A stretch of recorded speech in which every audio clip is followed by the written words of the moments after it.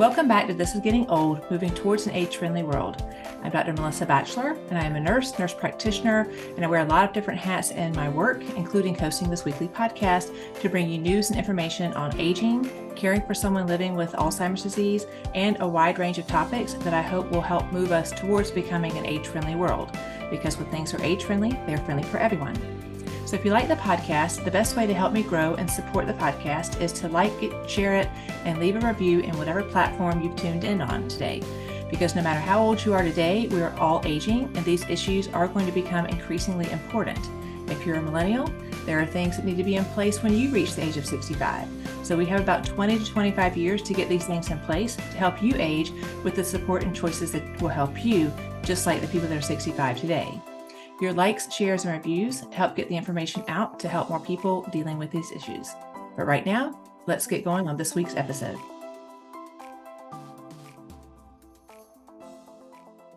Did you know that there are some simple changes that can be made to your home environment to keep a person living with dementia calm, and it will also help them thrive for as long as possible? So just like we childproof our homes, making a home age and dementia friendly can also make a difference. Welcome back to This is Getting Old, Moving Towards an Age-Friendly World. I'm Dr. Melissa Batchelor, and I am a nurse practitioner. And while I wear a lot of hats in the work that I do, one of them includes hosting this weekly podcast to bring you news and information on aging, caring for someone living with Alzheimer's disease, and a wide range of topics that I hope will help move us towards becoming an age-friendly world. If you like the podcast, the best way to support it and me is to like it, share it, and leave a review in whatever platform you've tuned in on today. Because your likes, shares, and reviews help get this information out to more people dealing with the same issues. So now let's dive into this week's episode, where I'll be talking about Alzheimer's care and giving you 11 tips for creating a dementia-proof home.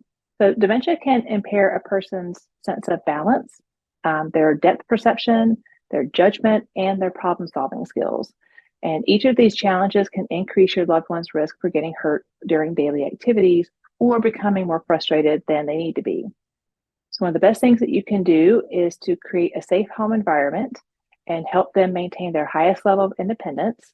And making sure that that home environment feels familiar and keeps them calm also helps them thrive for as long as possible. So there are a few simple changes that you can make to your home environment. And just like we childproof our homes, making a home age and dementia friendly also can make a difference and have a positive impact on that person's independence and overall well-being. And number one, increase safety. So what you want to do is start by checking every room, looking at every room, every hallway, all of your flooring and stairs in your home for potential hazards, and make notes about them as you go, because you may find areas that need some form of modification. Basically, what you're doing is a home safety evaluation. And to do this, you're going to want to take some time to look at your home with an eye towards safety from the perspective of the person that you're caring for. And you'll need to know things like, do they wander at night? Are they at risk for falling? Have they fallen? Are stairs more challenging? And if you don't feel comfortable doing a home safety evaluation on your own, I would recommend that you ask your provider for a referral so that an occupational therapist can come in and do a professional home safety evaluation and make recommendations. But for now, we're going to get into these 11 tips to dementia-proof your home. So number one, you're going to want to look at lighting. So good lighting can help reduce glare, shadows, and reflections. So it's especially important in your home and really important around your stairs and in your bathrooms. And you're going to want to be particularly mindful of lighting at different times of day, because a room that's bright in the morning may or may not be bright in the evening or at night. And depending on where you live and if you have street lights that come in, your house could actually be darker than it usually is. And you want to make adjustments for that. You may want to install light switches at the top and bottom of your stairs, or buy something like hue lights, which are my favorite thing in the world because I can turn them off and on from anywhere and set them on a schedule. And, but those are a little bit more expensive. And so you can also buy the outlets that you can plug your lamps into that turn off and on with movement. But they can also be put on timers as well. So those are tips for lighting. Number two, use high contrast colors. So the use of color and contrast is really helpful for people with dementia, just because the sensory changes that can happen with vision. And so the best thing to do is to avoid things like heavily patterned wallpapers and fabrics, and to make sure that there's a high contrast between your surface areas. And what I used to tell my students is this is why your grandmother would always buy you like the brightest red towels on the planet. And it's just because that's what they could see. So if you have like a bright red or a black towel against a white wall, that's what I mean by high contrast, because you can see them. But if you put a white towel against a white wall, it's going to be a lot harder for someone to find it. So it's important to know that that contrast is there, even with meal times. That's another subject, but you can find more information on that at melissabphd.com/nosh if you're interested. The next thing is if someone's leaving a hallway and going into a room where there's a change in the type of flooring, you're going to want to make sure that there's a contrast there so that the person knows that they're leaving a flat surface and maybe walking onto a carpeted surface that might end up tripping them up. The other thing is making sure that your stairs have at least one handrail that extends beyond the first and the last step. And you can also put a bright tape at the edge of each of your stairs, both indoors and outdoors. And I have to say, this is an especially proud mother-daughter moment for me, because I went over to my parents' house one day and they had repainted their back stairs. And if you're watching a video, you can see these, but the stairs and the railing are all a solid gray color. But what my mom and dad did is they put this bright neon yellow duct tape at the edge of every stair. And I was like, this is awesome. It's so age friendly. So I say that probably every time I go over there. But it's just a great example. I actually have another friend in Alexandria that her dad came to live with her, and she painted every other step. One step was black, the next step was white. So wooden stairs going down, but when you look down it, you could see every single step. And so that, again, she got my kind of age-friendly badge of approval for that as well. This is true for businesses. The other day, a friend of mine, and we were having lunch and we were out on the patio, and this guy just about tripped over the little edge that was surrounding kind of the trees on this patio. And I said, well, that makes sense because the patio's gray, those little stones are gray. And I took a video of it to include in this podcast. The business could very easily paint the little perimeter of that tree box, a black color if they're worried about aesthetics, or they could make it fun with yellow or red, but just something so there's even a darker gray. Some type of contrast is really important for preventing falls. So number 3, avoiding throw rugs, extension cords, or any other clutter that could cause a person to trip. This one might be easier said than done around throw rugs, because I think it took us about 10 years probably to get my other grandmother to pull up her throw rugs. I think she finally has. But throw rugs, you can catch your toe on it, you can catch your walker on it, and it just increases your risk for falling. With extension cords, if you have to use them, be sure that you take them down, and then making sure that any other clutter or small frisky animals that could pop out of nowhere, that they're reduced as much as possible, because they can increase a person's risk for falling. Number 4, adding safety measures to your bathroom. So for your bathrooms, you want to install a shower chair so the person can sit down to shower if they need to, but also grab bars in the shower and by your toilet are really helpful for keeping your bathroom safer. My parents also did this for my grandmothers. And if you're watching this on YouTube, you can see pictures of their half bath and their full bath where they've installed these grab bars in both the shower and by the toilet. And so my dad was a home builder and my mom was a decorator. So you can see the compromise of how he made them look pretty with a little wooden accent back guard behind each of these handrails in these bathrooms. So I thought that was super cutie.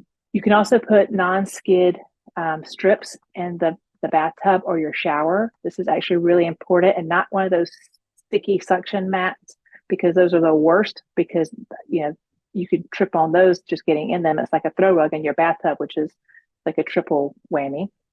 And we learned this one the hard way. We did tile floors, put the non-skid strips down, because my grandmother slipped in the shower probably 10-15 years before she passed away, and she fell and broke her hip. And so while these things may seem small, it can make a really big difference between getting hurt and or being able to grab onto something to steady yourself so that you don't fall. And then the last thing is making sure that you don't leave any plug-in appliances that could potentially result in somebody getting electrocuted. So making sure that the hairdryer is put away and not left plugged into the wall where someone could maybe be falling and grab it by accident, pull it in the tub, and then you have a bigger problem than you wanted. Number 5, using night lights. So night lights are a good idea for anybody. And a lot of these are now motion censored night lights so that they don't shine in your room at night and keep you awake. But you just want to make sure that you have night lights in your bedrooms, your bathrooms, and your hallways. And this is important too if you have guests that come over. So I think all of my rooms have night lights because if somebody gets up in the middle of the night, it's always nice to have a light to guide you to the bathroom. Because if you're not familiar with that environment, it can be really difficult. Number 6, label items and rooms. And I love to label. Here is one of at least 3 label makers that I have. And so this is another age and dementia-friendly tip. If you've ever been to my house, you'll see all but my closets are labeled on the inside, mostly to help my kids know where to put things back. But I've also done it when I've had other people come in to help me take care of those 3 children so that they would know where to find and to put things back. So if you have other people coming in to help you with your person living with Alzheimer's disease, this is helpful for not only them to find things, but also that person living with Alzheimer's. You have a little label that says socks, shirts, pants on the outside of the drawer, then it makes it easier for them to find, and it can reduce frustration and promote their independence. Number 7, removing clutter. And when I talk about this type of clutter, it's any clutter, but if you are opening drawers, it's nice to be able to find what you're looking for without a lot of hassle. So opening your drawers and saying, how easy is it to find the silverware? How easy is it to find the cooking utensil that I'm looking for? And you can still keep that one junk drawer if you want. You just might want to stick a label on it that says junk drawer. So number 8, reducing noise.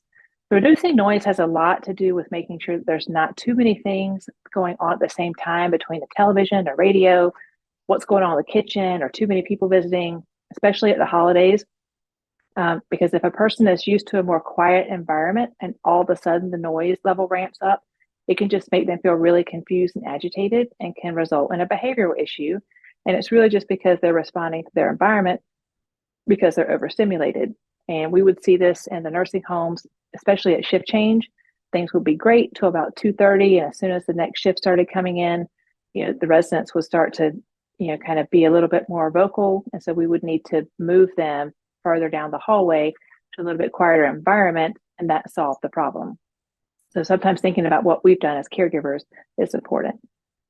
Number 9, preventing burns or fires. And this is another age and dementia-friendly tip because when you're cooking on your stove, you want to make sure that you've turned your handles to the back so that someone doesn't accidentally walk by that pot and knock it off the stove. You also want to make sure that the food you're serving is not too hot. Set your water heater temperature to no more than 120 degrees Fahrenheit. And if possible, you can try to avoid using portable space heaters. Not always possible because there was no way my grandmother was going to sit in my parents' front room without one. Even if it was 100 degrees outside, she was under a blanket and the AC was set on 76. The rest of us were sweating, but we had that space heater cranked up on high for her. So if you do, just make sure that the cord is taped down to the floor or that it's tied up in the back and that it's out of the way so that the person doesn't trip over it.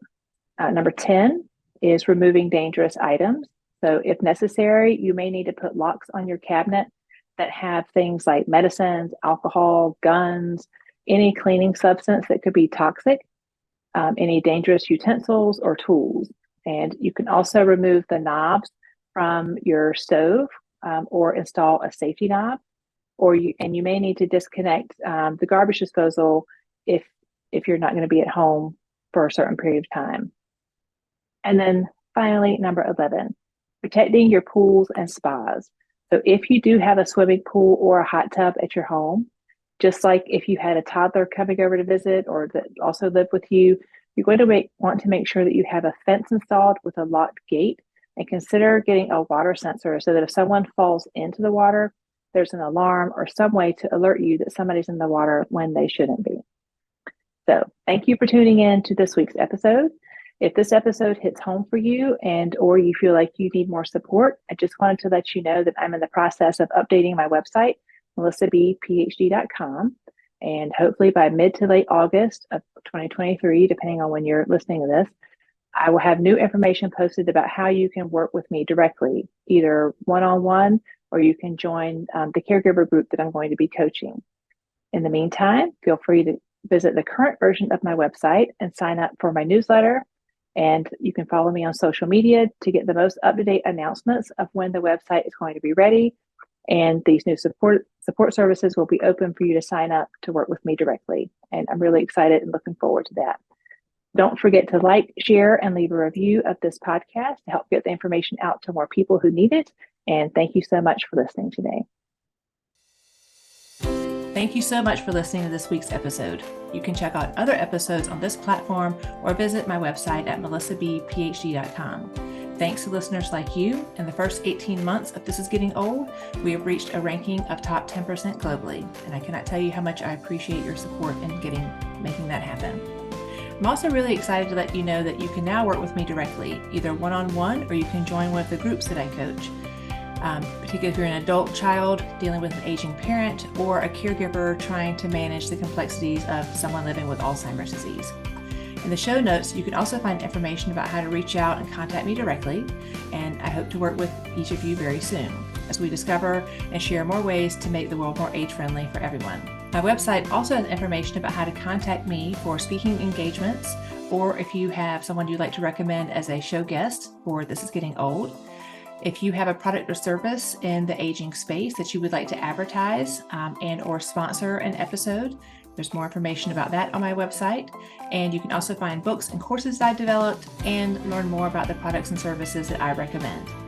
So don't forget, if you like the podcast, the best way to help me grow and support it is to like it, share it, and leave a review in whatever platform that you've tuned in on today. Your likes, shares, and reviews help increase my rating and my rankings, and also help other people find the podcast. I look forward to reading your reviews and hearing from you.